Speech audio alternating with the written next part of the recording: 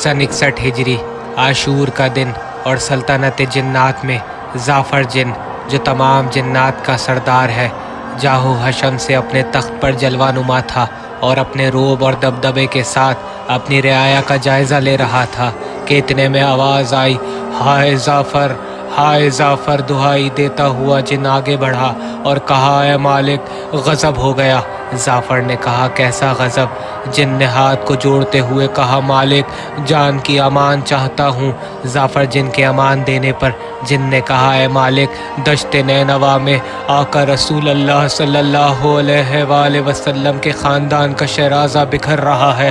ए मालिक, मैंने देखा कि रसूल अल्लाह सल्लल्लाहु अलैहि वसल्लम के ख़ानदान के लोग दश्त नैनवा में भूखे प्यासे मारे गए। ये सुनना था। जाफ़र अपने तख्त से उठा और ताज कदमों पे आ गिरा। जाफ़र जिन की आंख से आंसू जारी हुए। जाफ़र जिन ने पूछा, ऐ जिन, तूने और क्या देखा? जिन ने कहा, मालिक, मैंने देखा कि रसूल के नवासे हुसैन तन्हा हो गए और इन्हें मारने के लिए लाखों तलवारें बेनायाम हो गईं। ऐ मालिक, बस अब कुछ देर में हुसैन भी दश्त नैनवा में मारे जाएंगे। अलमुख्तसर ये कि सल्तनत जिन्नात में कोहराम मच गया और जाफ़र ने अपने लश्कर से कहा, जल्द अज जल्द दश्त नैनवा की जानिब कूच करो। जाफ़र अपने कबीले के साथ दश्त नैनवा की जानिब रवाना हुआ।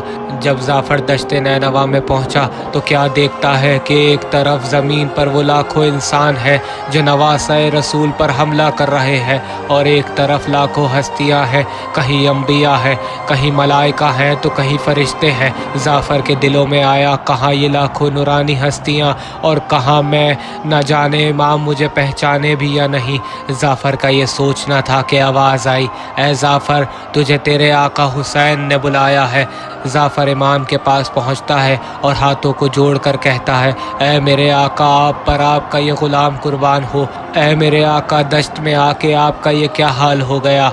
आका, मुझे जंग करने की इजाज़त दीजिए, आग झपकने से पहले जंग का नक्शा पलट दूंगा। इमाम कहते हैं, जाफ़र, मैं तुम्हें जंग करने की इजाज़त नहीं दूंगा। ऐ जाफ़र, तुम जिन हो और ये जंग जिन्नात की नहीं। ऐ जाफ़र, ये मेरे नाना की उम्मत है, मैं इनकी भलाई चाहता हूँ। ऐ जाफ़र, अब तेरा आका जीना नहीं चाहता। ऐ जाफ़र, वो देख मेरे भाई अब्बास के बुरीदा बाजू। ऐ जाफ़र, मेरे बेटे अली अकबर का लाशा देखो।